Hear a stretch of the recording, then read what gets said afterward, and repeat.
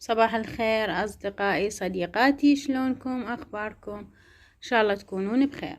وهنا اليوم رجعنا وياكم بروتين كلش عميق، وراح إن شاء الله نشارككم كل خطواتنا. وأول ما بلشت بالاستقبال مالتنا أو غرفة الضيوف، واليوم راح تشوفون كل شي بهذا الفيديو، من تنظيف، من تعزير، من غسل ملابس، إلى مواعين، إلى غسل زوالي، كله إن شاء الله راح أسويه وياكم.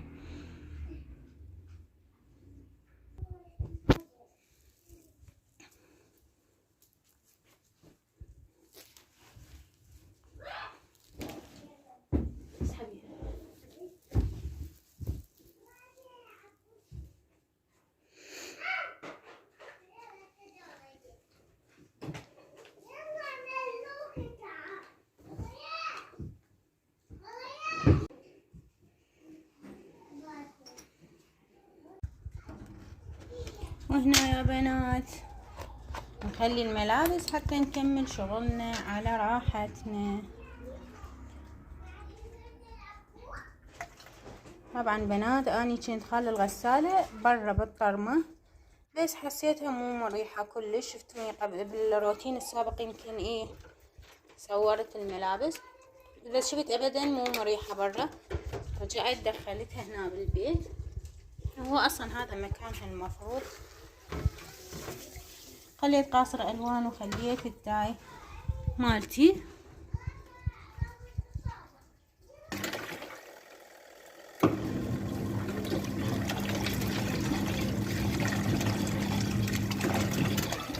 وهنا يا بنات طلعنا حتى نغسل هذه الزولية اللي صايرة لازم تنغسل.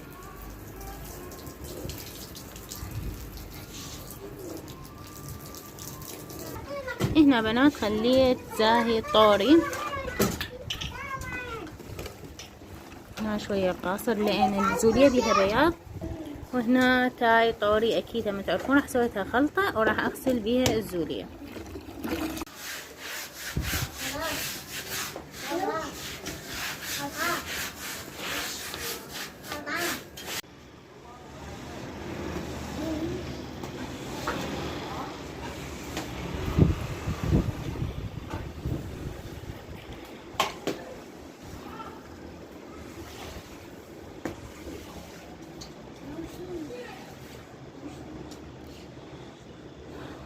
بهذا البرد وهاي يا حورة ما تقعد.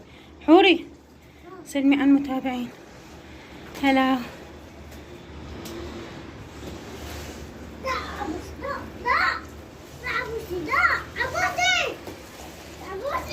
اقعدوا ماما اقعدوا. دلوقتي طبعا الاستقبال ترى.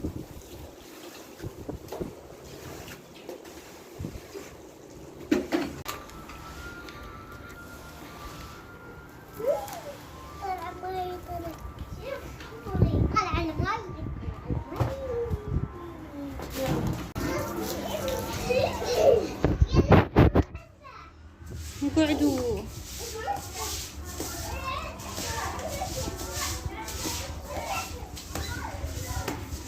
ما بنات بعد ما خلصنا الزولية اني وبمساعدة ام عباس زوجة اخويا،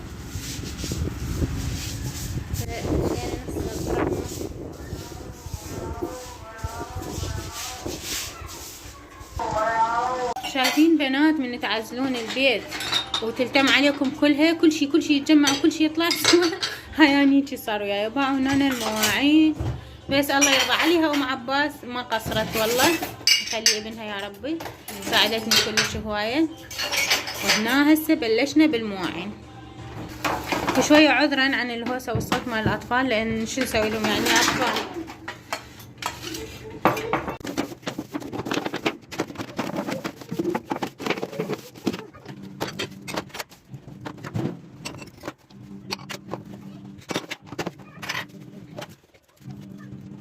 يا بنات من قلت لكم تنظيف عميق العميق، يعني ما كذبت عليكم. انا بعد ما شلت الزولية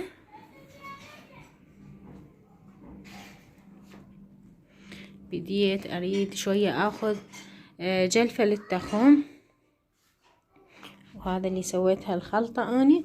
بنات هذه الفرشة او الجلافة، مجرد اطلع بها الشغلات اللي مثلا مثل هاي، مو لان اني ما اريد ينقع زايد التخم ولا يصير بيه مي، لان تعرفون شتا وباردة الدنيا وشي يبسه. فبس ناخذ له هيجي خرطة عمود، واحاول ما اخليه يصير بيه مي زايد.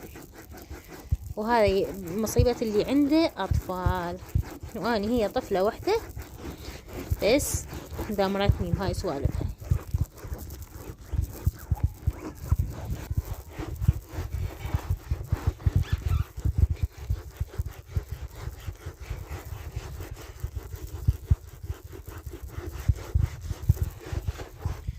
وبنات بعد ما هيجي اخذ له جلفة بالجلافة، بعدين الخاولي هم انقعه واعصره وافرك بيه التخم. وهيجي اني راح اكمل تخمي وارجع وياكم اراويكم. اكثر شي تعبني بالتخم هن اللون الاصفر، دقيق دقيق كلش، يريد بالشغل مالته. ونظفته صار كلش حلو وصار يلمع. هسه نرجع له بالخاوي.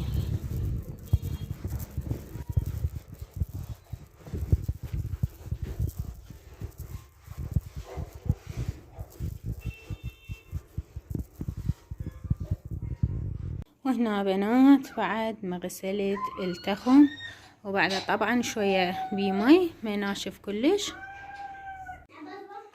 وهنا مثل ما قلت لكم بعد ما غسلت التخم ونظفته كل زين، راح ابدي انظف الارضية. جبر التخم اليوم بسهولة لان ماكو زولية،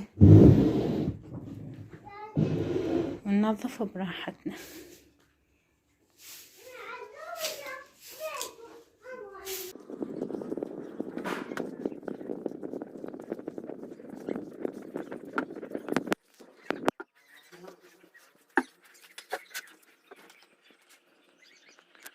تعالوا يا اصدقائي اراويكم الغسيل مالتنا اللي غسلناه اليوم. حتى مرجحة حوري ما سلمت. وهاي الزولية مالتنا اللي غسلناها وياكم. اليوم الشمس تجنن كلش حلوة، فلهذا السبب روتيننا اليوم صار شوية تحفيزي، يعني اتحفزت اسهل صار علي من يصير يكون يعني شلون باردة كلش، ولا هو الهواء بارد بس المهم بيها شمس الحمد لله. وبعد عندنا هذا الانقلاب اللي هنايا، طبعا هذا كله اني عالقة الغسالة والغسل وشفتوا الاستقبال شوي شلون نظفته، حتى اظافيري باعوا صار بيها تجلقت عندي باع. كلها بسيطة الا هذا الاظفر انكسر. وهسه هاي كلها لازم همين نلمها ونعزلها. ومع ذلك ام عبوسي تسوي لنا الغداء، اكيد راح نراويكم غدانا بعد ما نكمل. وهنا بنات احنا طبعا بعدنا نشتغل، بس ام عبوسي كملت الغداء وقالت خلينا نتغدى ونرجع نكمل الشغل مالتنا. وهذا غدانا واحلى تشريب وتمن. وهسه ابقوا ويانا نكمل باقي الفيديو مالتنا لليوم.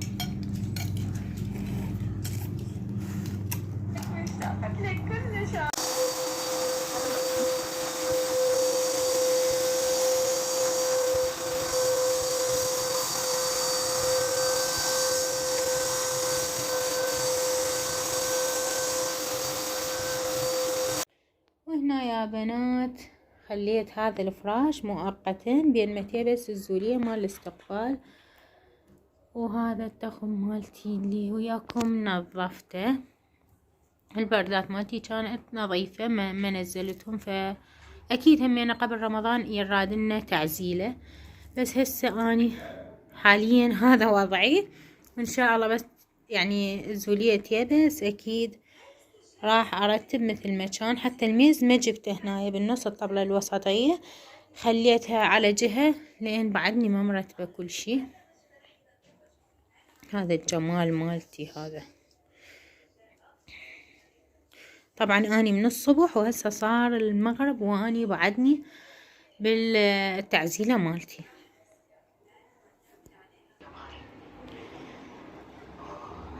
وهنا بنات هذا الطباخ منو عندها من عنده، طبعا اني جاني هدية استخدمته مرة مرتين بس، يعني ما استخدمته زين ولا شفت شغله.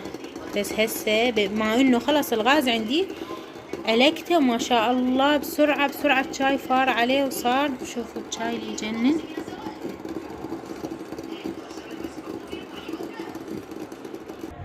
وهنا بنات هذا روتيني من الصبح الى ان صار الليل، باعوا الغروب اللي صار.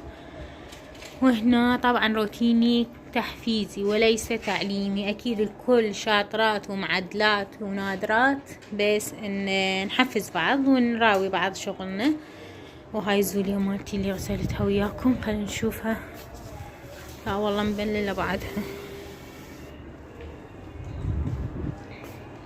وهنا اقولكم لا تنسوني باللايك والاشتراك وتفعيل زر الجرس. دمتم في رعاية الله وحفظه، في امان الله.